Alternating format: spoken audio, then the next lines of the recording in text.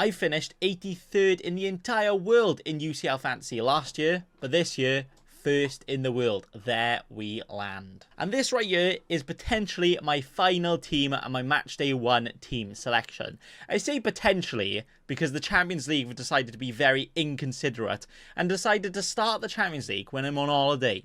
What's up with that, lads? Come on. But for now, this is what I am looking like. Right here, as you can see. Yeah, good.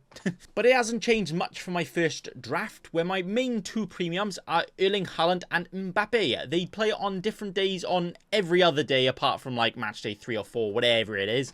So I pretty much have a premium captain every single day of a match day. That sounds like pretty good stuff to me. And then what I've decided to do is try to get players that could all score decent points and not get in these enablers that I'm just banking on some recovery points and all of that. Because to get as good as 83rd in the world, you just need to absolutely go for it. So this team right here is me doing that. So apart from the premiums, I've also got Victor Gyökeres, who's literally scoring just as many goals as Haaland right now, and we know that is a lot. Florian Wirtz, as you know, we know what he can do. Musiala, as I kind of want a Bayern attack, and apart from a Kane, I think Musiala is the next safest option. And with those fixtures, I actually think that it's going to slightly favour a Musiala over a Kane, because I don't see too many goals, but if he gets a goal, he could get man of the match and all the points. I'm just saying that because I want to choose him, and that's all. Thank you.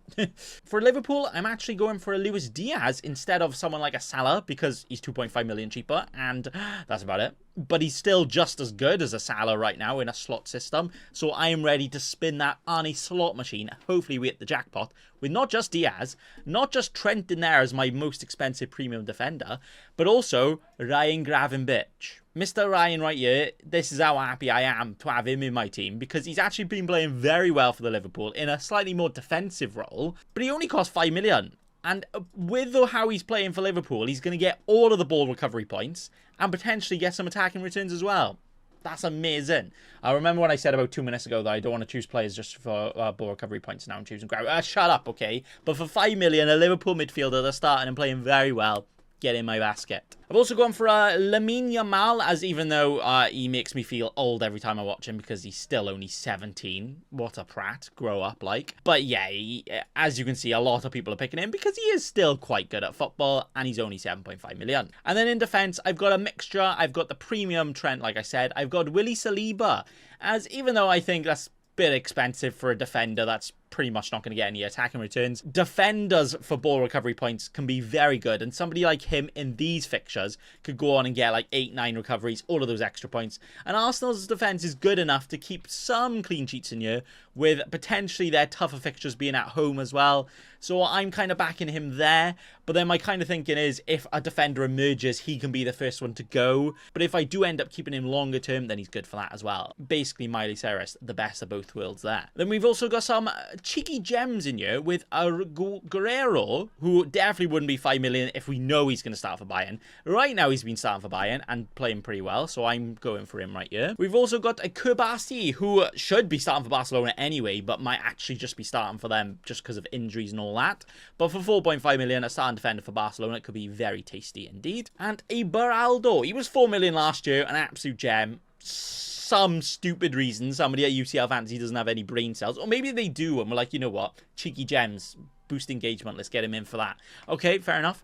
I'll take advantage of that. 4 million, potentially starting defender for PSG. Even if he doesn't start, the potential of it, I think, is just good enough anyway to just chuck him in. And then in goals, I don't really like any of the goalkeepers, apart from Kobel, but trying to find another decent goalkeeper that doesn't play the same days as Kobel is actually more confusing than the bloody Rubik's Cube, right? But what I have landed on, there we land, is Salzburger's goalkeeper, Blaswich. Right, Salzburger, Blast Sandwich. No, I'm just hungry. Nice one, lad. But yeah, he's probably not a great goalkeeper. He's not going to keep that many clean sheets. But he does have his nicer fixtures at the start. 2 pot 4 games, then a pot 3 games. I mean, that means pot all, but you know. There's a potential there. But what I'm more thinking is a Juventus' starting goalkeeper is also 4.5 million. And he could keep some clean sheets in here. And these two don't ever in their lives play on the same day in the match day. Because if you see here, Juventus play 17th, 2nd, 22nd, and then Salzburger play on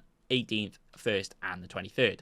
So we actually have a playing goalkeeper in every week, so we can rotate them and potentially get some big boy points, but for little price. So that right there is how we are lining up for match day 1. Obviously, in Champions League Fantasy, you can make subs during a game week when players play on different days. So that's why I've got all of these big boys playing on the bench, but they will be subbed on if my holiday permits it, you never know. But then also we get Mbappe captain first, then we got a Haaland, and worst case scenario, we got somebody like a Wirtz to come in as well. Worst case scenario, still get all of the points for the captain. But overall then, I'm pretty happy with my team. I'm pretty happy with my structure. The 2 premium boysies up top, I can swap one of them out to another premium if I have to.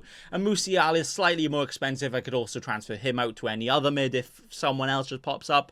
And then I've also got some cheap budget boys here who are good long term, but I could also swap them out for anybody else. You can still join my mini league with the code right here, NQ24C7. I'll try and put it in the description, but big boy always forgets, so maybe not. But I will be shouting out to everybody who is top of the league, so myself, but anybody else is below me every week, so make sure to join there. And Champions League Fantasy have also changed their prediction league to now be Predict 6 instead of predicting games, because to be fair, there's about 3,000 games a week, so if you were trying to predict them, by the time you finish predicting them, the next match days come along. So they've decided to, let's narrow it down, let's shorten it to just predicting 6 games, because then, yeah, you're not there till next week. So the games we've got is Juventus PSV, which I'm going to draw, Milan vs Liverpool, which I'm going Liverpool win, Dortmund vs Club Brugge, Dortmund win, Man City vs Inter, Man City win, Feyenoord Leverkusen, I mean, we always know Leverkusen's can score like a 90th minute winner right there.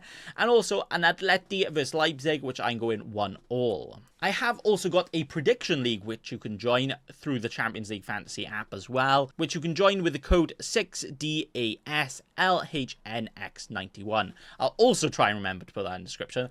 I'll probably forget. But that is that for my Champions League Matchday 1 team selection. 83rd in the world last year, 1st in the world we are going for this year. There we land. That's going to be all. Thanks for watching, and also remember, don't be a cheeky scrub. Subscribe to Nathan Bacon right now.